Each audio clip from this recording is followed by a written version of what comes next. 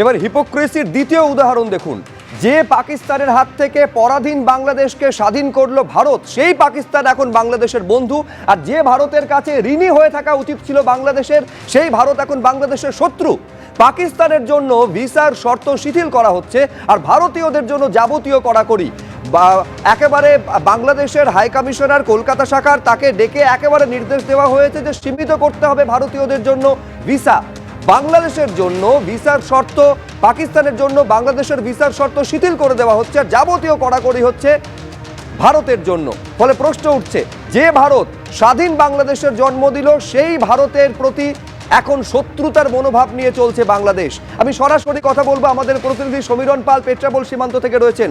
উদ্বেগের বিষয়টা সমীরণ এই কারণে, গতকাল পর্যন্ত তুমি আমাদের দেখিয়েছো যে সীমানা পেরিয়ে যারা এই রাজ্য এই দেশে আসছেন সেখানকার ভয়াবহ অভিজ্ঞতার কথা তুলে ধরছেন, কিন্তু ফিয়ার সাইকোসিস এই মুহূর্তে কিভাবে তাদের মনে বাসা বেঁধেছে, মুখ খুলতে পর্যন্ত ভয় পাচ্ছেন তারা। একেবারে শুভজিৎ, তারা মুখ খুলতে ভয় পাচ্ছেন, কেননা তারা কোনোভাবেই কথা বলছেন না। এবং এই মুহূর্তে যারা বাংলাদেশ থেকে আসছেন তাদের সাথে আমরা কথা বলার চেষ্টা করবো। শুভজিৎ, ক্যামেরাম্যান প্রবীর দিকে দেখাতে বলবো যে যিনি এসছেন বাংলাদেশ থেকে, একটু কথা বলার চেষ্টা করব। কি পরিস্থিতি, মানে এই যে এখন মানে প্রত্যেকেই মানে ভয়ে আতঙ্কে রয়েছে এবং কেউই মুখ খুলতে চাইছেন, এবং যারা আসছেন বেনাপোল সীমান্ত পেরিয়ে পেট্রাপোল সীমান্তে, তাদের প্রত্যেকেরই বক্তব্য বাংলাদেশে আমরা সুষ্ঠুভাবে আছি, তারা আমাদের কোনো অসুবিধা নেই, কিন্তু যা হচ্ছে অন্য জায়গায় হচ্ছে। অর্থাৎ যারা আসছেন, যারা যেখানকার বাসিন্দারা, তারা অন্যত্র গণ্ডগোল হচ্ছে এটাই জানাচ্ছেন। অর্থাৎ প্রত্যেকে এড়িয়ে যাচ্ছেন, ক্যামেরার সামনে কিছু বলতে চাইছেন, এমনকি এটাও বলতে চাইছেন যে যা দেখছেন তারা সমাজ মাধ্যমে দেখছেন, অন্য কোথাও দেখছেন না। কিছুক্ষণ আগে নড়াইল থেকে আসা একটি পরিবারের সাথে আমাদের কথা হচ্ছিল।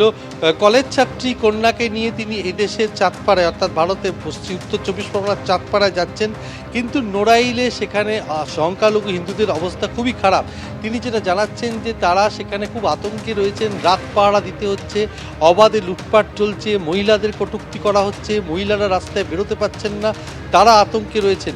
বনগাঁর এক ব্যবসায়ী, তিনি ঢাকায় গেছিলেন ব্যবসার কাজে, তিনি সেখানে দেখে এসছেন ভারত বিদ্বেষী আন্দোলন, জায়গায় জায়গায় ভারত বিদ্বেষী মিছিল হচ্ছে, ভারতের বিরুদ্ধে একটা আন্দোলন থেকে তিনি আতঙ্কিত। তিনি ব্যবসার কাজ করেন, রপ্তানির সঙ্গে যুক্ত রয়েছেন, সেই রপ্তানি সংক্রান্ত ব্যবসার কাজে তিনি ঢাকায় গেছিলেন, সেখানে 5-6 দিন কাটিয়েই তিনি তড়িঘড়ি ফিরে এসছেন বনগাঁয়, কেননা তিনি আর যেতে চাইছেন না।